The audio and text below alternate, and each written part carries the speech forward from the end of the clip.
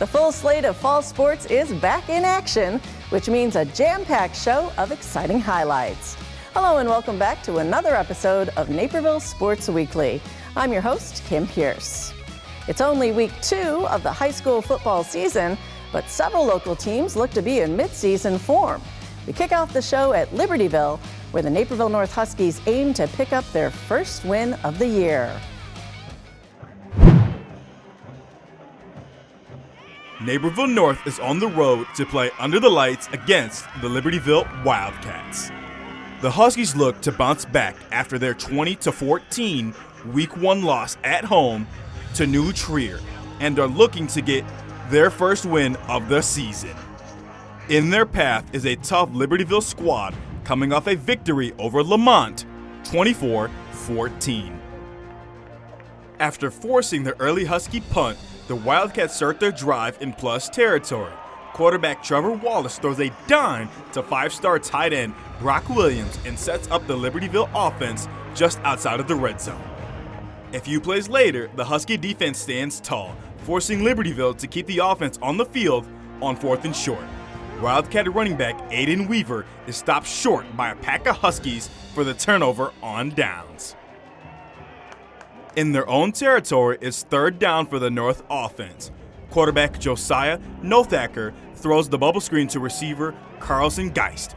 Geist makes a man miss before being stopped in his tracks by Libertyville's Reed Williams. Both teams enter the second quarter scoreless. Halfway through the second quarter, the Wildcat offense is on the move as quarterback Trevor Wallace throws a perfect pass where only Williams can come down with it for the big play. The Wildcat quarterback is doing it all with his arm and showing that he's just as dangerous on the ground. With nobody open downfield, Wallace moves out to his right with nothing but grass out in front of him as he picks up the first down. Later in the drive, 1st and goal for the Libertyville offense. Wallace finds his receiver, Bode Rohrbach, in the end zone for the touchdown. The Wildcats lead 7-0 with 3 minutes and 16 seconds until halftime. Next, Husky offensive drive, needing a spark on 3rd down. Quarterback Josiah Nothacker finds receiver Jack Zitko, who turns on the speed for the 60-yard touchdown. At the end of the first half, the game remains tied 7-7. Early in the third, the Wildcat offense looking to go on another long drive. Husky defensive tackle Gabe Hill gets the big sack and forces the fumble. Brady Bunix is the next man up for the Wildcats. Facing a 3rd down, Bunix steps up into the pocket and finds a crease as he runs toward the sideline for the 1st down. Moments later, Bunix throws it deep looking for Rohrbach, but is intercepted by safety Quincy Blaze. With 7 minutes 34 seconds remaining in the third, the score remains tied 7-7. 1st down for the blue and orange offense, Nothacker finds Zitko on the sideline, staying in bounds while surviving the hit to move the chains. After a 1st down from running back William Elo to get into the red zone, the offense goes back to Elo as he follows his blocks to the outside. Elo cuts upfield and takes 2 Libertyville defenders in the end zone for the touchdown. Going into the final quarter, Naperville North leads 14-7. Late in the 4th, the Wildcat offense needs a 1st down to keep the drive alive. Bunix rolls out to his right and connects with Williams, showing amazing concentration as he comes down with the catch after the bobble. 4th and goal for the Libertyville offense, trailing by 7. Quarterback Brady Bunix calls his own number with the inside run as he fights to get into the end zone for the touchdown.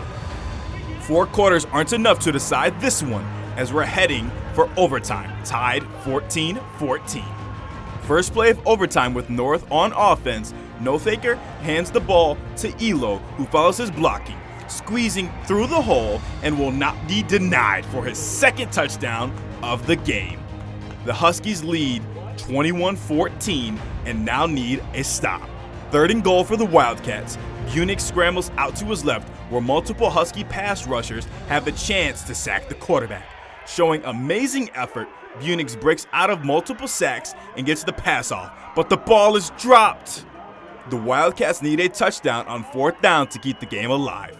Buenick scrambles to his left to buy time, but is sacked by John Sanford. Naperville North gets its first victory of the season in a 21-14 thriller against Libertyville. It's senior night for Neuqua Valley football as the Wildcats get set for their home opener against Minooka. Neuqua comes in off a win over Waubonsie, while the Indians enter after a narrow defeat to St. Charles North. Last year's matchup saw Minooka pull off a last-second 16-14 win over NV on a regulation-ending field goal. Minooka gets the offense charging in the first quarter. Zane Caves loads up and finds a wide-open Brady Harold down the middle. Harold is off to the races before he gets pushed out of bounds for a gain of 84 to get Minooka in the red zone.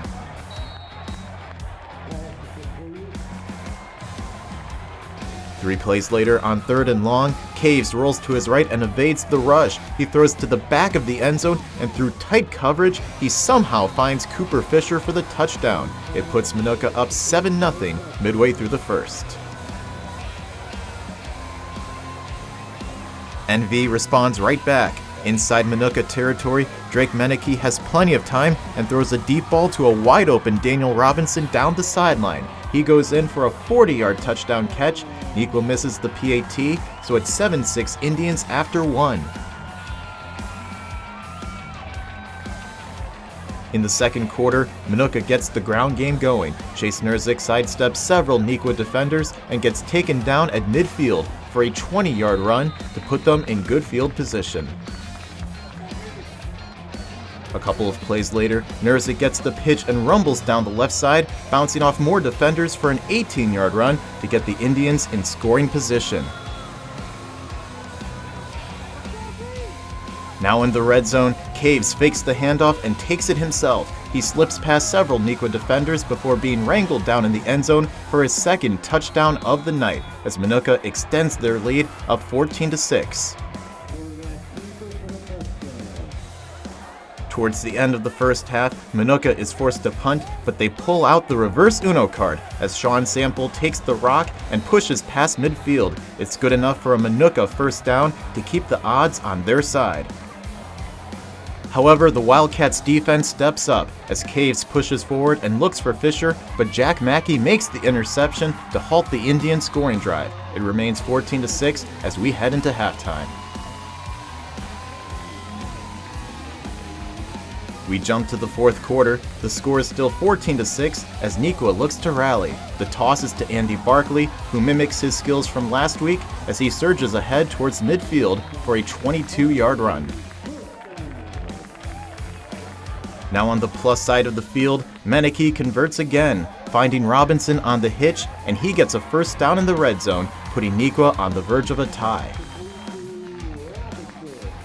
Now on 3rd down at the 9, Meneke has plenty of time before rolling to his right. Eventually, he throws it over the defender's head to Andy Barkley for the touchdown to put the Cats down 14-12, now needing the 2-point conversion. Lining up to tie the game, Meneke takes the snap and rushes towards the left side, looking for the plane. He gets taken down around the goal line before knocking over the pylon. Neuqua thinks he's good, but officials signal no good as Minooka gets the ball back up by 2 with over 2 minutes left. But Neuqua's defense shuts down Minooka. On 3rd down, Caves throws incomplete into traffic as the Wildcats get the ball back, still with over 2 minutes left to play. On 4th and 5, Neuqua stays alive as Meneke finds Ben Stefanski, who spins out of a tackle and gets the first down to keep the drive going. A few plays later, Meneke completes again, this time to Josh Repman, who gets a first down and more as he goes out of bounds at Minooka's 45. On 4th and 10, it's now or never for Neuqua. Meneke steps up before launching it down the field into double coverage. The pass falls incomplete as Minooka takes over and claims their first win of the season, 14-12 over the Wildcats. Neuqua travels to face Lincoln Way East next Friday, while Minooka travels to face Yorkville.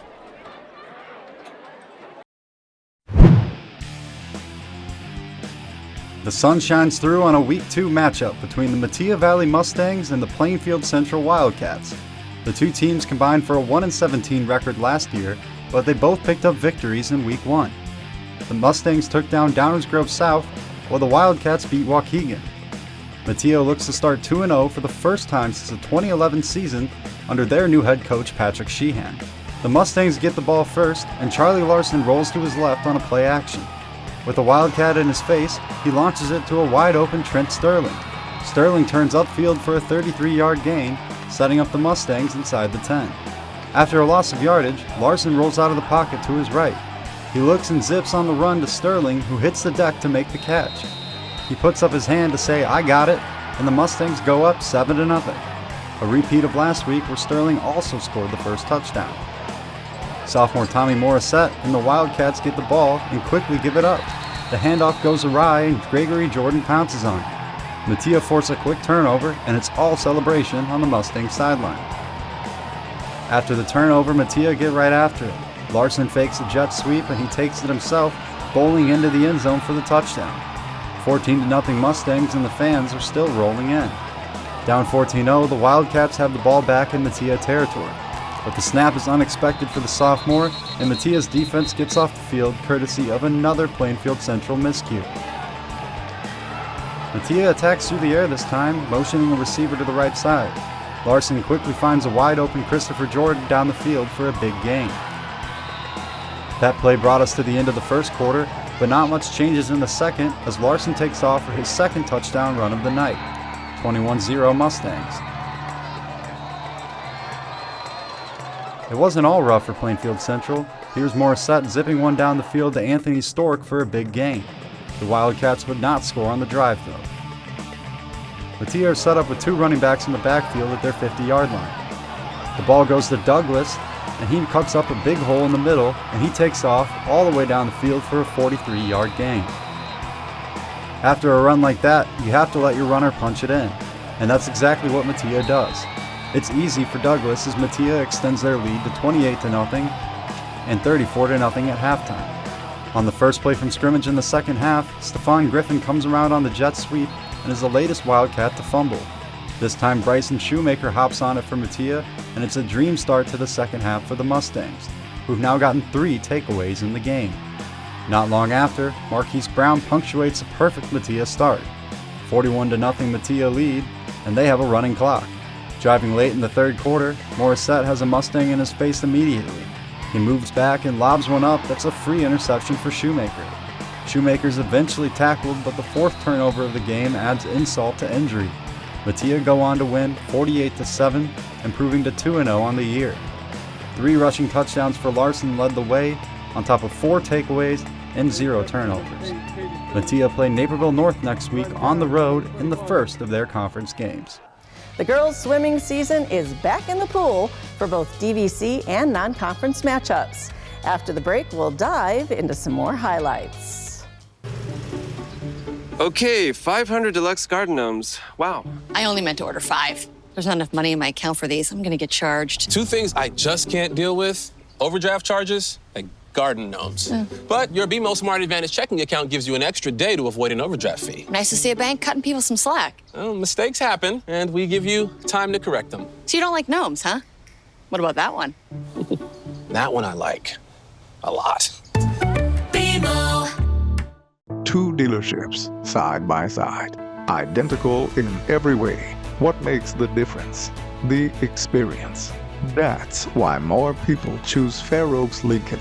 Incredible selection, knowledgeable salespeople, and a world-class experience you can't find anywhere else. Right now, get 0% APR, $0 down, and 0 payments for 90 days on our most popular models at Fair Oaks Lincoln in Naperville. Bennett Academy Girls Swimming does not have a pool of its own, but every year they paddle over to familiar waters at Metea Valley for an early season showdown. Welcome back to Girls Swimming, where tonight's matchup is between the Bennett Academy Red Wings, who travel to face the Metea Valley Mustangs. The Mustangs look for a home victory after being defeated by Waubonsie Valley. Bennett Academy seeks to spoil a Mustang victory with an impressive performance in the water. We start things off with a 200-yard freestyle. Bennett's Giselle Bouchard controls most of the race in first, with Matia Valley's Ali Rivero trailing close behind. But it's Bouchard who wins it for Bennett with a time of 2:05 as Rivero finishes second. Up next is the 200-yard IM, where Matia hopes to get the top spot. But once breaststroke starts, it's Bennett's Abigail Morrissey dominating the remainder of the race, securing another first-place Bennett victory with a time of 2:13. However, Matia does take second and third place, with Olivia Linduska and Molly Schulk clocking in with 2:20 and 2:21, respectively. Bennett is in full throttle with the 50-yard freestyle up next. Matia is swimming strong, but in the end, Bennett's Beatrix Pearson wins it, coming in with a time of 26:05. Pearson's teammates Claire Donnelly and Tate McDonald take second and third for Bennett as well, with finishes at 26:18 and 26:87. The Red Wings look to keep the winning momentum going with the 100-yard butterfly. Matia starts strong, however, Red Wing Eleanor Parzanen says not today and wins another event for Bennett, their fourth event win of the night with a time of 1:03. After Bennett's Claire Donnelly takes the 100-yard freestyle, the Mustangs look for some momentum in the 500-yard free. Matia's Molly Schulk cruises through the event with a time of 5:34, as Bennett's Tate McDonald finishes second with 5:39. Another Mustang takes third place, with Leah Wojciechowski clocking in at 5:46. The Mustangs are looking to keep the winning momentum going into the 200-yard freestyle relay. Mustangs Ali Rivero, Michaela Paulding, Alan Chua, and Olivia Linduska are able to do just that and secure the first place victory in the 200-yard freestyle relay with a final time of 1:43. At the end of the night, Morrissey secures a victory for Bennett during the 100-yard breaststroke with a time of 1:11. Chua of Matia finishes just a second behind for the runner-up spot. The Red Wings defeat the Mustangs by 62 points. The exciting first season of IHSA flag football continues. This week, Naperville North had its home opener against Glenbard West. In the home opener, the Naperville North Huskies flag football hosts the Glenbard West Hilltoppers. Naperville North flag football celebrates its first ever home game as the inaugural season for the program continues. The Huskies already have a pair of high-scoring victories under their belt after wins over Lake Park and West Chicago. Glenbard West comes to town as the home opener gets underway. The Hilltoppers start on offense as quarterback Shelby Bobroff finds receiver Nina Hendrickson for the big game. Shortly after the big play, the Husky defense sends the blitz as defensive back Sam Kelly snags the flag for the sack on the Hilltopper quarterback. Later in the drive, the Hilltoppers find themselves with a chance to score on 4th down. Bobroff throws a lob pass to Hendrickson. Maddie Bauer gets a hand on the pass as Rusa Basine gets the interception to end the threat. The Husky offense is unable to capitalize and punts the ball back to the Hilltoppers. The North defense starts the second quarter with their second red zone stop. The Glenbard West defense matches the effort as Mackenzie Austin goes on the blitz and gets the sack on Husky quarterback Kendall Luthane. Needing a spark, the North offense finds one as Luthane finds sophomore receiver Maddie Bauer, who speeds past several Hilltoppers while making a few misses to set up the blue and orange offense near midfield. Next play for the Husky offense, Luthane throws the quick pass to senior receiver Sam Kelly, who dodges the initial defender while reversing field.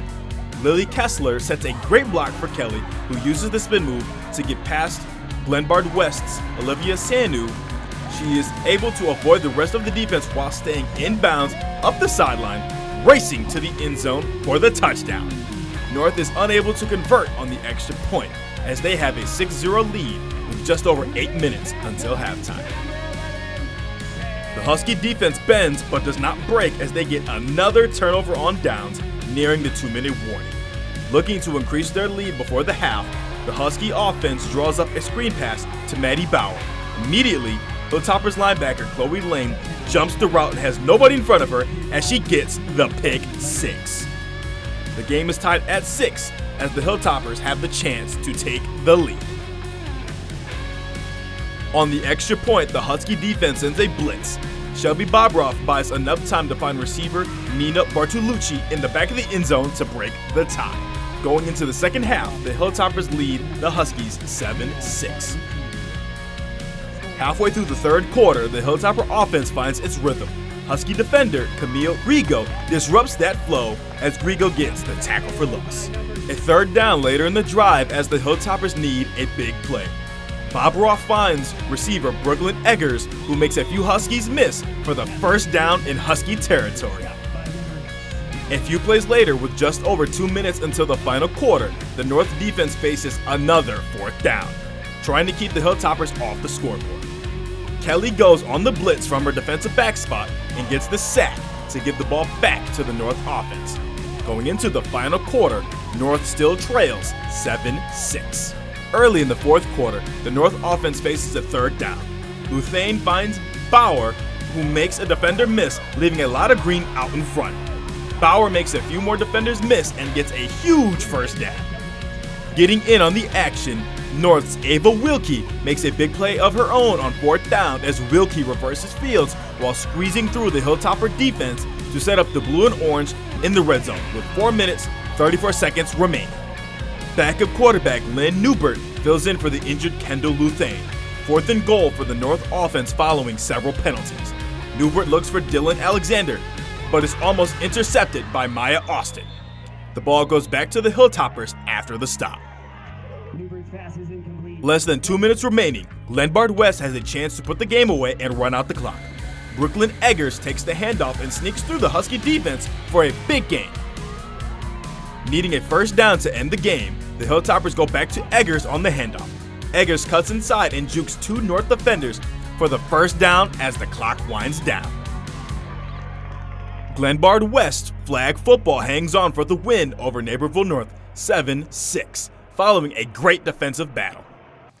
When we come back, we'll head to the tennis courts for the first time this season.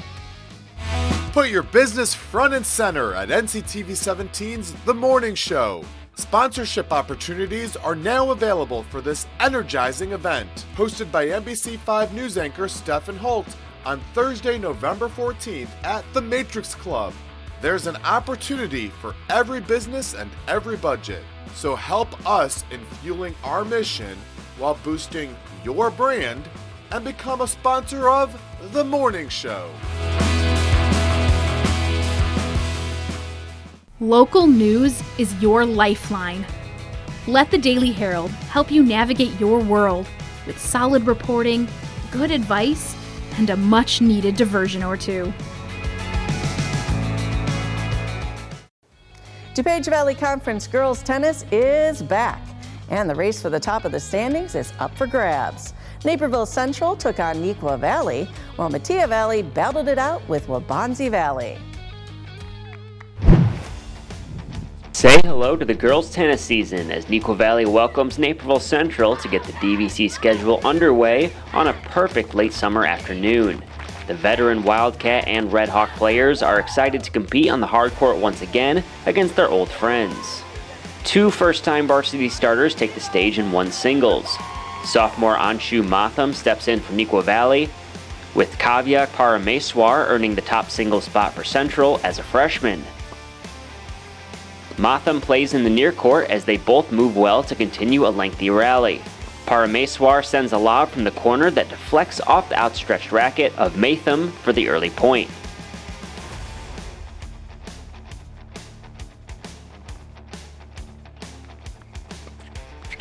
Late in the first set, Matham is now in the far court as she has her Red Hawk opponent on her heels just to keep the ball alive. Waiting for a lob to land, Matham powers a shot into the corner and through for a point, taking the first set victory. In set 2, Parameswar unleashes a strong serve, but Matham is able to send it back and start another rally. Matham rushes to the net to catch up to a return and spins a forehand over.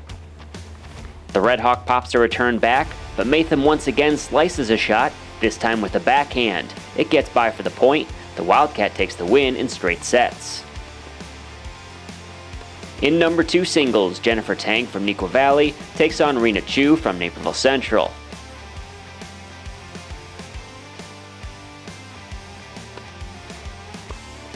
Tang plays in the near court and starts off a first set point with the serve. A great rally ensues with strong shots across the net.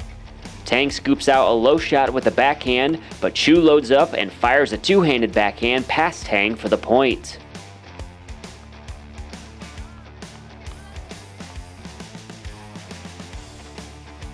Another long rally between these evenly matched opponents. Back and forth they go, with each player looking for an edge. Chu has a shot clip the net and bounce over, but Tang is ready with a backhand that just stays within the line. The Wildcat takes the win in straight sets, 6-2, 6-1.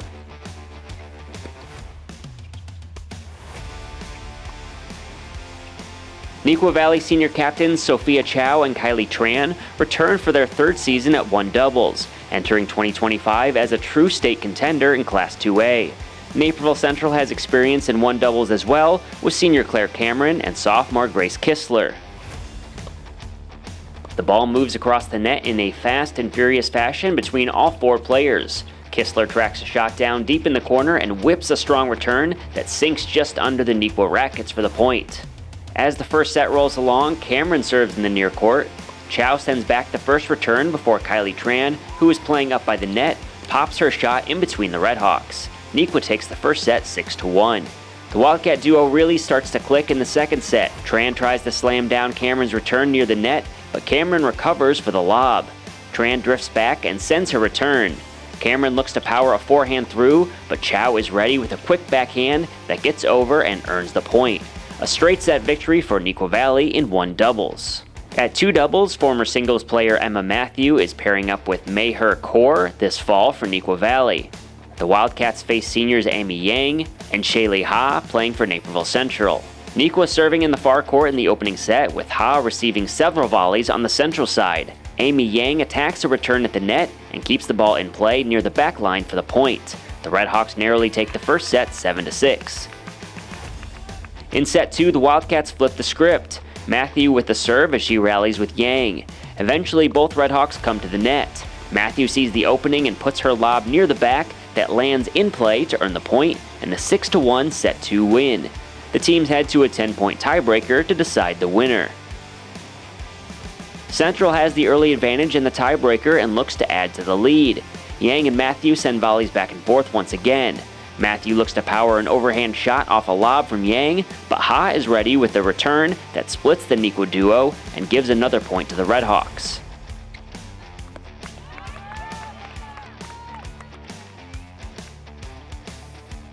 But the Wildcats claw back and eventually hold a 9-8 lead in the tiebreaker. Kaur serves in the near court and makes a variety of returns near the back that are sent her way by the central pairing. Matthew steps in eventually with 2 backhands near the net. The second one gets past Ha and down for the match-clinching point. Neuqua Valley takes the thrilling victory in 2 doubles and wins as a team over Naperville Central by a score of 6-1 to begin the DVC season.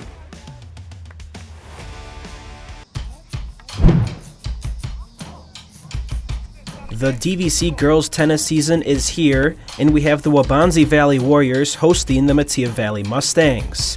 Last season, Metea finished 4th in conference, while the Warriors took 5th. Let's open the day with a 2 singles matchup between Mustang Joanne Matthew and Warrior freshman Mira Jamal. Jumping into a longer rally, Jamal hits and heads towards the net. The two continue before Matthew runs up and hits one strong with her right hand, securing a point. Jamal serves again, and just watch her work around the court. The freshman moves right and then left to put in a perfect drop shot, which helps her secure a set 1 victory, 6-2. The Warrior keeps it going with an ace. Now the Mustang locks back in with another rally. This time Matthew attacks the nets, and it works out well as she guides one low past the Warrior. Jamal, however, does well to close out this match in 2 sets. She goes towards the nets, and the Mustang forces her to head back on the next hit. Jamal hits a strong forehand, which lands in play, and Matthew doesn't have enough room. The Warrior wins the second set, 6-0. Let's head to the one singles matchup between Waubonsee's Amanda Kornak and Matia's Annika Rakesh. The Warrior looks great early on by picking up an ace. Now it's Rakesh's turn, and she answers with a solid serve. It forces the Warrior to hit it long. Kornak locks back in during this match, and here she is again with a great serve. It paints the line and makes the Mustang hit it short. Now closing it out, the Warrior puts one with some backspin on it and wraps it up. Kornak takes this match in straight sets, 6-0, 6-0. Let's move along to the two doubles matchup with Warriors Chloe Cochran and Carrie Garr and Mustangs Tavisha Shah and Smith Asafia. Cochran serves and the Mustangs just sneak it over the nets, where Garr is there to tap it over for a nice point. Now Garr serves for Waubonsee, and she goes back and forth with Shah. The Mustang goes outside the lines and sends a shot down the alley for a score. Mattia takes the first set, 6-4. After the Mustangs get it in, Cochran returns and both Warriors creep towards the net as the rally ensues. Garr hits it a couple of times before Cochran unloads for a powerful strike that Mattia can't get to. The Mustangs do well in the second set and now look to close it out on this rally. They do just that as the shot goes right between both Warriors for a point. Sathya and Shah take it in two sets, 6-4, 6-1. Wrapping up the afternoon with Mattia Valley's Leah Liu and Lily Tang against Waubonsee's Lydia Peranto and Devi Rao. Dub V gets the serve in and Liu takes control for the Mustangs. She guides one perfectly into the back left corner with power for a nice point. Peranto now sends it in, and that's all she needs. Her ace helps Waubonsee to a 6-3 set 1 victory. After Tang served it in, we're in the middle of the rally. The Warriors play it high, but Tang is ready every time. Eventually, Dub V hits it out for a Mustang point. Waubonsee wraps it up in the second set with a 6-3 victory as Peranto sends one down the middle. It helps Waubonsee to a 4-3 team victory to open up conference play.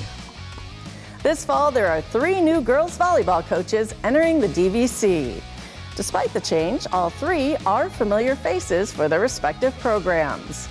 Ryan Scrid has more in our latest feature story, presented by Fair Oaks Lincoln.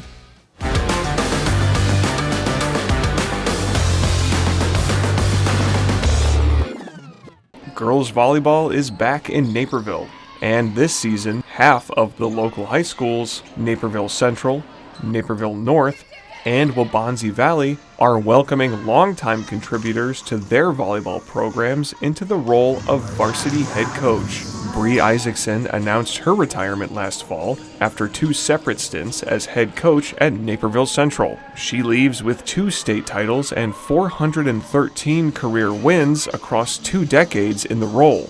It's a legacy that Eric Keisling, a former assistant coach under Isaacson, is ready to build on. Bree always looked for what was best for the program, and she always tried to do things that made a great experience for the kids, and that rang home with me. It is a big adjustment, right? You're not in charge of just 12 girls, you're in charge of 60-plus girls, but it's something that I've been looking forward to, having the opportunity to try and put my own spin on the program. It doesn't feel like a big transition because he's been part of the program for a while, so he knows the flow of things. I feel like he's doing a great job this year. He's like coming up with ways to connect the team and make us closer, which I feel like has helped our connection on and off the court. The new head coach for Naperville North girls volleyball has competed against Coach Keisling as part of multiple volleyball programs with the Huskies. Nate Bornanson served as the varsity boys head coach from 2010 to 2022. before working as an assistant under longtime girls coach Jennifer Urban for the past several years. Urban also stepped down at the end of 2024 after leading the program to 571 victories and 11 regional championships in her 22 seasons. Really, she's built such an amazing program here the last 22 years. It's been a dream to come in and take over, and it wasn't necessarily intimidating taking over for a Hall of Famer, but it was the pressure of taking over what she's built. And it's no secret the success that this program's had in terms of winning percentage over the last 22 years. It's one of the winningest public school programs in the state. So I know that. I think everyone else knows that too, unfortunately, for me, but I'm really looking forward to this opportunity. It's definitely sad to see Urban go. She was definitely a lot of girls' favorites here. But I think it's a really good new, fresh start for this program. I think Coach B definitely has a lot of the same culture that he's bringing since he's been here for a lot of years. I think Coach B's just done a great job, just adjusting and realizing that we're going to have to make that switch, not only having to make the switch for us too. I've had Coach B the past couple years too, so it's not like a new coach to me, it's just a new position for him. But his culture is the same, but it's also different in a good way. We run things a little bit differently, some new drills that we do. And overall, our team identity is a big thing that he talks about. So it's similar and different, but it's a good change, I think. Over in Indian Prairie School District 204, Waubonsie Valley turns to Noel Soto to take the reins of the Warriors girls team this fall. Soto has been the head coach for Waubonsie Valley boys volleyball since 2016, one of only 2 coaches the program has ever had. Now he's looking forward to the new opportunity to take over for former head coach Carrie Gallen, winner of 3 regional titles in 8 seasons leading the Warriors. It was a great opportunity for me to learn the other side with girls. I've had a lot of my students that were volleyball players here in the program ask me, why don't you coach? Why don't you coach? So when the opportunity arose, I'm like, you know what? Why don't I coach? I said, this would be a great opportunity for me to see, be able to coach the girls. Totally different type of volleyball, right? Boys, they want to hit the ball as hard as they can. Girls are so much more technically sound. My goal as a coach is always to make them better players when they leave this program, better students, better citizens when they leave our program. Coaching is teaching. I just have a different classroom right here. And of course, there's the opportunity to once again go head-to-head against his volleyball colleagues at Central, North, and the rest of the DuPage Valley Conference. As far as coaching-wise, I think this DVC, we have some great coaches. We compete, when our kids compete on the court. Other than that, we're coaches trying to do what's best for kids and have kids do good things, right? And that's what we're looking for, so. 3 new coaches are taking over 3 successful programs, focused on uplifting the students, the community, and the love of the game. I've been given an opportunity to be a head coach for both boys and girls. It's a great honor. I tell the parents this all the time. It's an honor. They trust me with their most precious assets in their life, right? Their children. Taking that understanding of where they're coming from, their training, and making sure that they have an experience here that's positive, that's focusing on developing them as players, but more importantly, teammates. I've talked to my coaching staff and said, your goal is to make sure the kids are having a great experience. And if the kids are not having a great experience, we've got to figure out what it is that is causing that to happen, and hopefully we can change that for them. For Naperville Sports Weekly, I'm Ryan Scrid.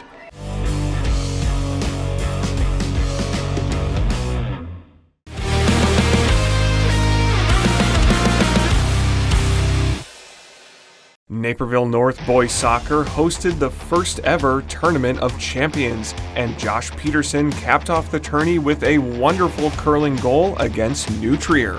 Just 3 minutes in, and North works the ball around to near perfection. Anthony Flores gets possession at the top of the box and crosses to Peterson, who breaks free with a nice move. Peterson lets one fly from about 20 yards and scores into the top right corner. What a goal and a start to the contest for Peterson and the Huskies. We have to see that one again. Peterson shoots right foot and puts it top bins for a 1-0 lead. Coming up next, let's wrap things up on the soccer pitch before unveiling our girls' play of the week.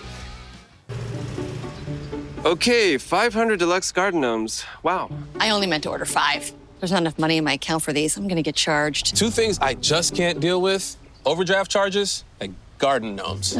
But your BMO Smart Advantage checking account gives you an extra day to avoid an overdraft fee. Nice to see a bank cutting people some slack. Well, mistakes happen, and we give you time to correct them. So you don't like gnomes, huh? What about that one? That one I like a lot.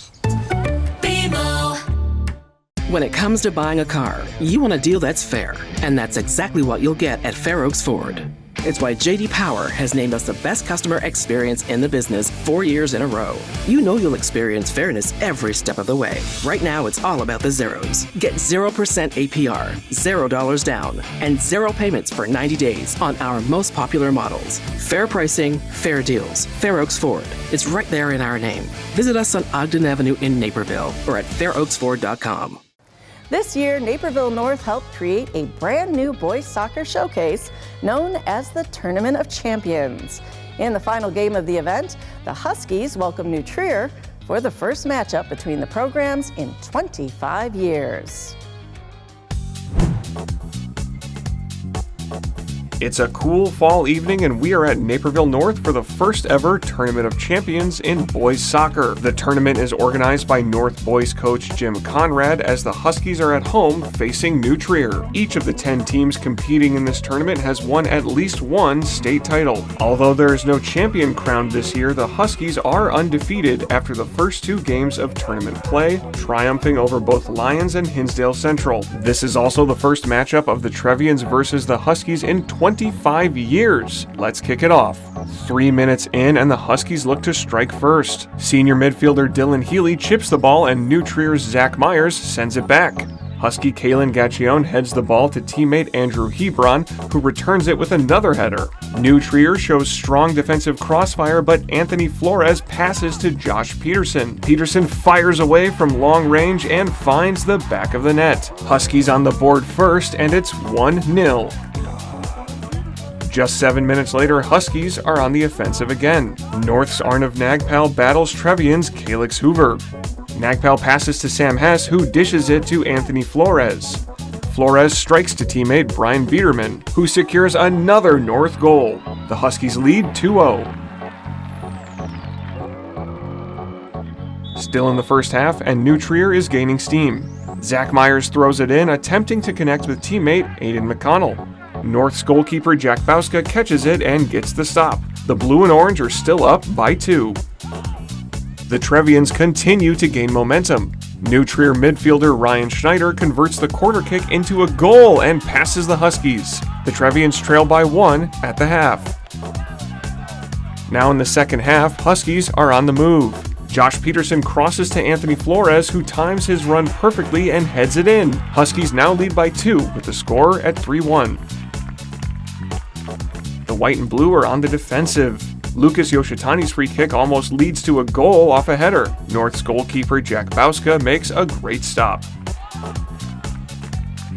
The score is now 3-2 and the Trevians are riding the energy from another goal in the second half, with senior Calix Hoover looking to make the scoreboard level. Hoover goes for the strike, but it doesn't find the net. In the first year's Tournament of Champions, the Naperville North Huskies remain undefeated in tourney play, winning the match 3-2, continuing their winning streak to 4-0 on the season. The Huskies face DeKalb next in a non-conference matchup.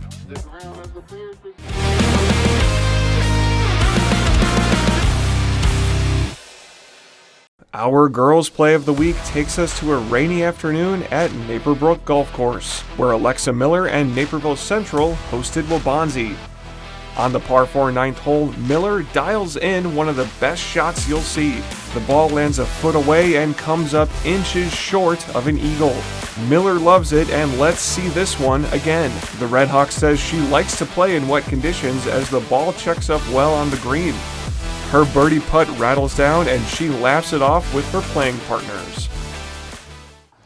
That closes out this week's episode of Naperville Sports Weekly. Believe it or not, we're just 2 weeks away from our first conference tournaments of the year. And of course, you can find all of our highlights, feature stories, and community sports on nctv17.org. You can also find us across all social media platforms at NCTV17. For Naperville Sports Weekly, I'm Kim Pierce. We'll see you again next week.